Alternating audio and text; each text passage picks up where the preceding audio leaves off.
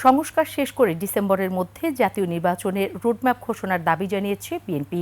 বিতর্কিতদের সরিয়ে উপদেষ্টা পরিষদ পুনর্গঠনের আহ্বান জানায় দলটি। আর জামায়াত সংস্কার ও নির্বাচনের রোডম্যাপ চেয়েছে। এনসিপি 4টি দাবির কথা বলেছে। প্রধান উপদেষ্টার সঙ্গে বৈঠক শেষে 3টি দলেরই প্রতিনিধিরা কথা বলেন সাংবাদিকদের সঙ্গে। সিরাত আল মুস্তাকিমের সহায়তায় আসিফ সুমিতের রিপোর্ট।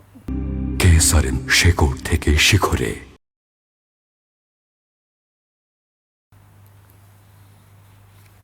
দেশের পরিবর্তিত রাজনৈতিক প্রেক্ষাপটে শনিবার 3টি দলের সঙ্গে বৈঠক করেছেন প্রধান উপদেষ্টা।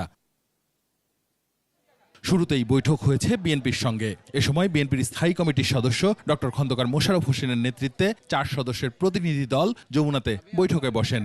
আধ ঘন্টার বৈঠক শেষে 3টি দাবিতে জোর দেয় দলটি। আওয়ামী লীগের বিচার সবচাইতে বেশি দাবি করে বিএনপি। নির্বাচন সংশ্লিষ্ট সংস্কার কার্যক্রম অবিলম্বে সম্পন্ন করে ডিসেম্বরের মধ্যে জাতীয় সংসদ নির্বাচন অনুষ্ঠানের জন্য দ্রুত একটি রোডম্যাপ প্রদানের দাবি আমরা জানিয়েছি। নিরাপত্তা উপদেষ্টা এবং আর 2 জন ছাত্র উপদেষ্টা যাদের কারণে এই সরকারের নিরপেক্ষতা ক্ষুণ্ণ হচ্ছে তাদেরকে বাদ দেওয়ার জন্য আমরা আজকেও লিখিত বক্তব্য আমরা দিয়েছি, মুখেও বলেছি। এরপরই বৈঠক হয় জামাত ইসলামের সঙ্গে। জামাত আমিরের নেতৃত্বে প্রধান উপদেষ্টার সঙ্গে বৈঠকে বসেন দলটির কেন্দ্রীয় নেতারা। নির্বাচনের দিনক্ষণ সুনির্দিষ্ট করে না চাইলেও সংস্কার ও নির্বাচনের রোডম্যাপ চায় তারা। সংস্কার এবং বিচারের মধ্য দিয়েই একটা অর্থবহ নির্বাচন হবে, যেই নির্বাচনে সমতল মাঠ থাকবে।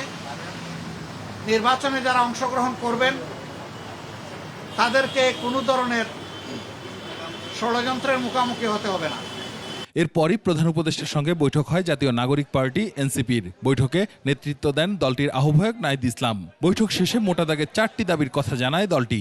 নির্বাচনের কথা বলছি, গণপরিষদ এবং আইনসভা নির্বাচন, এই 3টি সমন্বিত একটি পরিকল্পনা, সুনির্দিষ্ট পরিকল্পনা বা রোডম্যাপ যাতে একত্রে সরকার ঘোষণা করে এবং আমাদের যেই গণঅভ্যুত্থানের প্রতিশ্রুতি ছিল সংস্কার বিচার, সেটি এর মধ্য দিয়ে আসলে বাস্তবায়ন হওয়া সম্ভব।